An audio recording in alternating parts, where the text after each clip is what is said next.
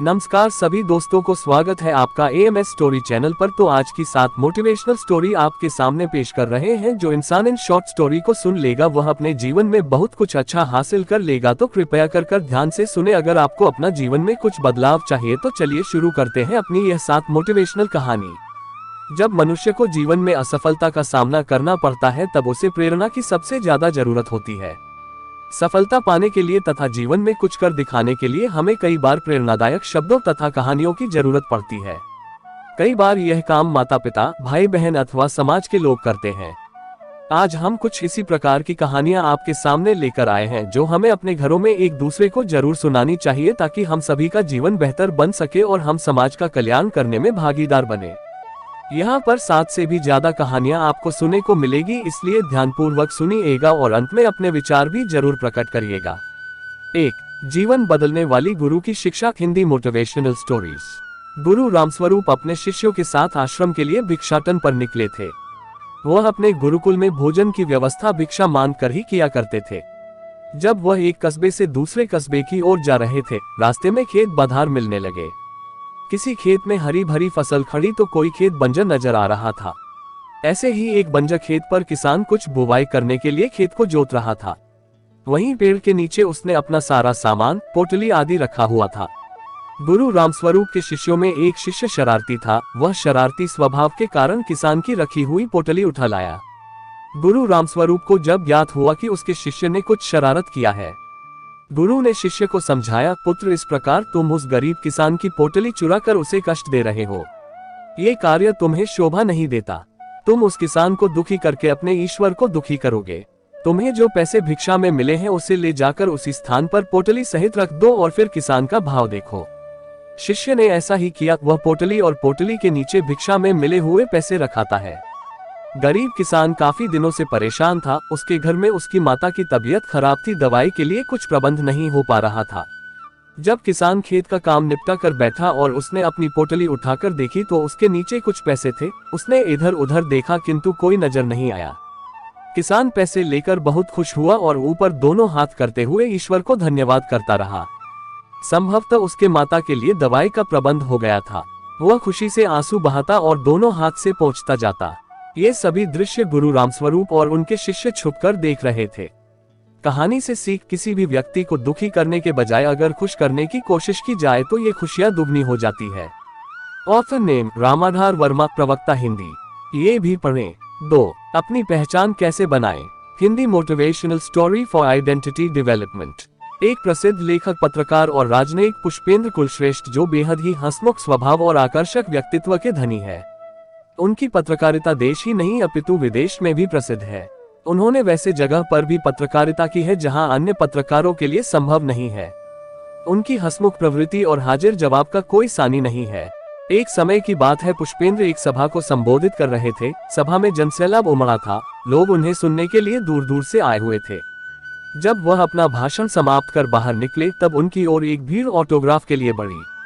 पुष्पेंद्र उनसे बातें करते हुए ऑटोग्राफ दे रहे थे। तभी एक नौजवान उस भीड़ से पुष्पेंद्र के सामने आया। उस नौजवान ने उनसे कहा, मैं आपका बहुत बड़ा श्रोता और प्रशंसक हूँ। मैं साहित्य प्रेमी हूँ, जिसके कारण मुझे आपकी लेखनी बेहद रुचिकर लगती है। इस कारण आप मेरे सबसे प्रिय लेखक भी हैं। मैंने आपकी सभी पुस्तकें पढ़ी है और आपके व्यक्तित्व को अपने जीवन में उतारना चाहता हूँ, किंतु मैं ऐसा क्या करूँ जिससे मैं एक अलग पहचान बना सकूँ, आपकी तरह ख्याति पा सकूँ। ऐसा कहते हुए उस नौजवान ने अपनी पुस्तिका ऑटोग्राफ के लिए पुष्पेंद्र की ओर बढ़ाए। पुष्पेंद्र ने उस समय कुछ नहीं कहा और उसकी पुस्तिका में कुछ शब्द लिखे और ऑटोग्राफ देकर उस नौजवान को पुस्तिका वापस कर दी। इस पुस्तिका में ये लिखा हुआ था, आप अपना समय स्वयं को पहचान दिलाने के लिए लगाएं। किसी दूसरे के ऑटोग्राफ से आपकी पहचान नहीं बनेगी। जो समय आप दूसरे लोगों को लिए देते हैं वह समय आप स्वयं के लिए दें। उद्धरण चिन्ह। नौजवान इस जवाब को पढ़कर बेहद प्रसन्न हुआ और उसने पुष्पेंद्र को धन्यवाद कहा कि मैं आपका यह वचन जीवन भर याद रखूंगा और अपनी एक अलग पहचान बनाकर दिखाऊंगा। पुष्पेंद्र ने उस नौजवान को धन्यवाद दिया और सफलता के लिए ढेर सारी शुभकामनाएं भी दी। 3. कोई काम छोटा या बड़ा नहीं होता है। Short Hindi motivational story. एक समय की बात है, गुरु अपने शिष्यों के साथ कहीं दूर जा रहे थे। रास्ता काफी लंबा था। चलते चलते सभी थक से गए थे। अब उन्हें विश्राम करने की इच्छा हुई, किंतु अगर विश्राम करते तो गंतव्य स्थल पर पहुंचने में अधिक रात हो जाती। इसलिए वह लोग निरंतर चल रहे थे। रास्ते में एक नाला आया जिसको पार करने के लिए लंबी छलांग लगानी थी। सभी लोगों ने लंबी छलांग लगाकर नाले को पार किया, किंतु गुरुजी का कमंडल उस नाले में गिर गया। सभी शिष्य परेशान हुए। एक शिष्य गोपाल कमंडल निकालने के लिए सफाई कर्मचारी को ढूंढने चला गया। अन्य शिष्य बैठकर चिंता करने लगे, योजना बनाने लगे, आखिर यह कमंडल कैसे निकाला जाए। गुरुजी परेशान होने लगे क्योंकि गुरुजी ने सभी को स्वावलंबन का पाठ पढ़ाया था। उनकी सीख पर कोई भी शिष्य अमल नहीं कर रहा है। अंत तक वास्तव में कोई भी उस कार्य को करने के लिए अग्रसर नहीं हुआ। ऐसा देखकर गुरुजी काफी विचलित हुए। एक शिष्य मदन उठा और उसने नाले में हाथ लगा कर देखा, किंतु कमंडल दिखाई नहीं दिया। क्योंकि वह नाले के तह में जा पहुंचा था, तभी मदन ने अपने कपड़े संभालते हुए नाले में उतरा और तुरंत कमंडल लेकर ऊपर आ गया। गुरुजी ने अपने शिष्य मदन की खूब प्रशंसा की और भरपूर सराहना की। उसने तुरंत कार्य को अंजाम दिया और गुरु द्वारा पढ़ाए गए पाठ पर कार्य किया। तभी शिष्य गोपाल, जो सफाई कर्मचारी को ढूंढने गया था, वह भी आ पहुंचा। उसे अपनी गलती का आभास हो गया था। कोई भी कार्य छोटा या बड़ा नहीं होता है, अपना काम स्वयं करना चाहिए। किसी भी संकट में होने के बावजूद भी दूसरे व्यक्तियों से मदद कम से कम लेना चाहिए।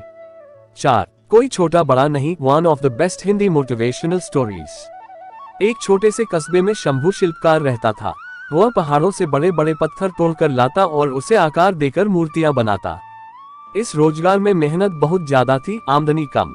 बड़ा होकर रमेश ने एक बड़ी कंपनी में नौकरी पाई। अब वह नौकर नहीं बल्कि मालिक था। उसके साथ कई छोटे बड़े कार्य करने वाले लोगों का हुजूम था। एक दिन जब वह लिफ्ट से नीचे उतरा तो दिखता है एक पढ़ी लिखी महिला जो अभी बड़ी गाड़ी से उतरी है। वह सुरक्षा में तैनात महिला गार्ड को अपशब्द और गाली गलौज कर रही है। महिला गार्ड अपनी सफाई देने का प्रयास कर रही है, किंतु इसका प्रभाव धन के नशे में डूबे महिला पर नहीं पड़ रहा है। तभी रमेश की आंख महिला गार्ड के साथ खड़े लड़के पर पड़ती है, जो माँ के पीछे डरा सहमा खड़ा है। उस लड़के को देखकर बचपन की याद आ जाती है, जब खेल में किसी ने ये कहा था, नौकर का लड़का है, नौकर बनकर रह। महसूस हुआ शर्मिंदगी किसे कहते हैं। अचानक वह सारा दृश्य आंखों के सामने आ गया और आंखें अचानक नम हो गई। 6. भूत का भय, गांव में साहस की कहानी। Hindi motivational stories for students. Aravalli के पहाड़ों के बीच एक सुंदर गांव बसा हुआ है। वहां लोग अपने मेहनत के द्वारा ही अन्न की उपज करके अपना जीवन निर्वाह करते हैं। पशुपालन और कृषि उनके जीवन का अभिन्न अंग है। वह मनोरंजन के लिए ताश खेलते हैं, मुर्गियों का युद्ध कराते हैं और महिलाएं टोकरी बनाना, जुड़ा बनाना आदि छोटे मोटे लघु उद्योग का कार्य करती है। गांव के बाहर एक कच्चा कुआं है। रात के अंधेरे में वहां कोई भी नहीं जाता, क्योंकि उस कुएं के बारे में कई सारी कहानियां लोगों ने सुन चुकी थी। कुछ लोग कहते हैं उस गांव के कुएं के पास बहुत सारे भूत रात को पानी पीने आते हैं। कुछ लोग बताते हैं कि एक दिन राहगीर उस कुएं में गिरकर मर गया था और उसकी आत्मा अब वही भटकती रहती है और कोई जाता है तो उसे मार डालती है। न जाने कितनी ही कथाएं उस कुएं को लेकर बनाई गई थी, किंतु कोई भी व्यक्ति शाम के बाद उस रास्ते नहीं जाता और न ही उस कुएं के पास। एक दिन की बात है, गांव में लोग आपस में उस कुएं को लेकर बात कर रहे थे। उसमें एक लोहार भी शामिल था। उसने सभी की बातों को काटते हुए कहा कि भूत नहीं होता और मैं भूत को नहीं मानता हूँ। लोग उसे डांटने लगे और उसे भूत होने का यकीन दिलाने लगे, किंतु लोहार डटकर उनका सामना करने लगा और कहने लगा कि भूत नहीं होता, मैं उस कुएं के पास जाकर सबको साबित करूंगा। लोहार रात को उस कुएं के पास जाने के लिए तैयार हुआ। उसने अपने हाथ एक कुल्हाड़ी भी ले ली। वह कुएं की ओर चल पड़ा। रात बीत गई लेकिन लोहार कभी नहीं आया। सवेरे उसका मृत शरीर कुएं में मिला। इसके बाद से भूत का डर पूरे गांव में लहर की तरह दौड़ गया। गांव के बच्चे अब शाम होते ही डर के मारे अपने माता पिता के पास पहुंच जाते। एक समय की बात है, एक फौजी अपने घर छुट्टी पर आया हुआ था। वह अपने बेटे को कहने लगा कि गांव के बाहर एक उनका मित्र रहता है, उनके वहां जाकर एक टोकरी ले आओ, सुबह हमें खेती के लिए जाना है। इस पर फौजी का बेटा अमृत डर से वहां जाने के लिए मना कर दिया। फौजी ने उसके डर का कारण जाना तो समझ में आया कि गांव में भूतों का भय है, जिसके कारण पूरा गांव रात के अंधेरे में बाहर ही नहीं निकलता। इस डर को अपने बेटे के जहन से दूर करने के लिए फौजी ने ठान लिया, क्योंकि वह फौजी का बेटा था और फौजी के सामने डर नाम की कोई चीज नहीं होती। फौजी ने एक टॉर्च लिया और अपने बेटे के साथ टहलने के लिए बाहर निकल गया। अमृत डरते डरते अपने पिता के पीछे हाथ पकड़कर चलता रहा। फौजी अपने बेटे को लेकर उसी कुएं के पास पहुंच गया जहां की कहानियां सभी लोग सुनाया करते थे। फौजी ने चारों तरफ टॉर्च मारकर देखा, वहां पर कोई नहीं था। अमृत को उसने बोला, देखो यहाँ कोई है। लोग यूं ही डरते हैं और बच्चों को भी डर आते हैं। किंतु दूसरे क्षण कुएं में से किसी के तेजी से चढ़ने उतरने की आवाज सुनाई दी। इस पर फौजी ने कुएं में टॉर्च मारकर देखा और अमृत को दिखाया, देखो कुछ नहीं, इसमें ढेर सारी पक्षियां हैं जो हमारे यहाँ मौजूद होने के कारण वह सतर्क हो रहे हैं। अब धीरे धीरे अमृत का भय टूटने लगा और उसने अपने पिता का हाथ छोड़ दिया। अमृत निडर होकर वहां घूमने लगा। उस दिन के बाद अमृत निडर हो गया था। वह रात को भी उस कुएं के पास चला जाया करता था। धीरे धीरे उसके गांव से उस भूत के भय का भी अंत हो गया। लोगों के सामने अब भूत की केवल कहानियां ही थी। 7 बहादुर लड़की, short Hindi motivational story about a brave girl. Bihar के पटना जिले के पालीगंज गांव में एक बहुत ही प्यारी सी कन्या का जन्म हुआ। कन्या अत्यंत सुंदर थी। उसके माता पिता अथवा रिश्तेदारों ने जन्म पर खुशियां मनाई। घर में उत्सव जैसा माहौल था। लेकिन कुछ रिश्तेदारों ने कन्या के जन्म की बात सुनी तो आलोचना करने लग गए। कन्या का नामकरण उसके रूप व सौंदर्य के आधार पर विदुषी रखा गया। विदुषी बहुत ही सुंदर और चंचल स्वभाव की। जो भी उसे देखता उससे आकर्षित हुए नहीं रह पाता। उसे गोद में लेकर प्यार करने लग जाता। उसके माता पिता उसे बहुत स्नेह करते थे अथवा उसे कलेजे से लगाए रखते थे। विदुषी अपने गांव घर में किलकारियां मारती हुई खेलती कूदती अथवा वात्सल्य रस लुटाती। तोतली बोली में अनेकों अनेक गीत गुनगुनाती पलती बढ़ती रही। समय के साथ वह बड़ी होने लगी। उसके माता पिता ने गांव के विद्यालय में ही दाखिला करवा दिया। वह पढ़ने लिखने में अव्वल थी, जो उसे कक्षा में और बच्चों से अलग करता था। वह जब केवल 8 वर्ष की हुई तभी उसके पिताजी का स्वर्गवास हो गया। फिर वह मानसिक रूप से परेशान रहने लगी, किंतु फिर भी वह पढ़ लिख कर आगे बढ़ती रही। उसे बचपन से ही क्रिकेट, फुटबॉल व वॉलीबॉल आदि अनेक खेल खेलने का शौक था। वह अभ्यास करती थी, उसमें लगन था, जिसके कारण वह एक राष्ट्रीय खिलाड़ी भी बन गई। विदुषी एक साधारण परिवार में जन्मी थी। धन के अभाव से उसने हार नहीं मानी। उसने कॉलेज से लॉ वकालत की परीक्षा भी पास कर ली। विदुषी की जिंदगी में एक मोड़ ऐसा आया कि जब वह एक परीक्षा देने के लिए ट्रेन से जा रही थी। रास्ते में असामाजिक तत्वों ने ट्रेन पर हमला कर दिया। विदुषी ने जब इसका पुरजोर विरोध किया तो डाकुओं ने उसे ट्रेन से नीचे धकेल दिया। उद्धरण: इस कृत्य से उसका एक पैर ट्रेन की चपेट में आकर कट गया। इसके बावजूद विदुषी ने हिम्मत नहीं हारी और निरंतर आगे बढ़ती रही। विदुषी अपने भाग्य के भरोसे न रहकर पूरे जीवन में मेहनत करती रही। उसके नेक इरादे ने एक दिन एवरेस्ट की चोटी भी लंघ दी। अपने देश भारत का झंडा एवरेस्ट की चोटी पर गर्व से लहराता हुआ विदुषी और उसके जज्बे को सलाम कर रहा था। तात्पर्य यह है कि जब आप में लगन व तपस्या की भावना रहती है तो आपके लिए कोई भी कार्य असंभव नहीं रहता। जैसा कि विदुषी के साथ हुआ, एक पैर न होने पर भी उसने एवरेस्ट की दुर्गम में चोटी पर चढ़कर यह साबित कर दिया कि मेहनत और लगन के आगे एवरेस्ट की चोटी भी राई के पहाड़ जैसी हो सकती है। 8 स्वदेशी और आत्मसम्मान, motivational story in Hindi for self respect. यह उन दिनों की बात है जब पूरे भारत में अंग्रेजों के खिलाफ आंदोलन चलाया जा रहा था। महात्मा गांधी ने असहयोग आंदोलन में साथ देने के लिए जब भारतीय जनता को आवाज दी, सभी भारतीय एकमत से महात्मा गांधी के नेतृत्व में लड़ाई लड़ने को तैयार हो गए। सभी भारतीय अपने अपने अनुसार अंग्रेजों का बहिष्कार कर रहे थे, अंग्रेजी वस्तुओं का बहिष्कार कर रहे थे, उनके द्वारा प्रायोजित हर उस चीज का बहिष्कार कर रहे थे जिससे अपनापन का आभास न हो। लोग जमी जमाई सरकारी नौकरी भी छोड़कर महात्मा गांधी के साथ खड़े थे। उनमें से एक नाम मुंशी प्रेमचंद का भी है। मुंशी प्रेमचंद महात्मा गांधी के असहयोग आंदोलन में शामिल होने के एक आह्वान से अपनी सरकारी नौकरी त्याग कर असहयोग आंदोलन में शामिल हो गए। उन्होंने अपने स्तर पर जितना हो कर सके अग्रणी भूमिका निभाई, जगह जगह आंदोलन किया, विदेशी वस्तुओं का बहिष्कार किया और घूम घूम कर लोगों को प्रेरित किया। प्रेमचंद के इस समर्पण भाव को देखकर लोग प्रभावित हो रहे थे। स्त्री पुरुष सभी उनके प्रभाव में असहयोग आंदोलन में शामिल हो रहे थे और महात्मा गांधी के सपने को साकार कर रहे थे।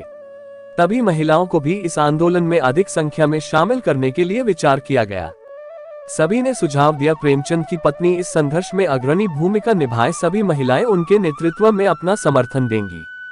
काफी सोच विचार के बाद प्रेमचंद की पत्नी ने असहयोग आंदोलन में गृहिणी होते हुए भी अग्रणी भूमिका निभाए और अपने नेतृत्व में महिला मंडली का एक बड़ा दल खड़ा किया।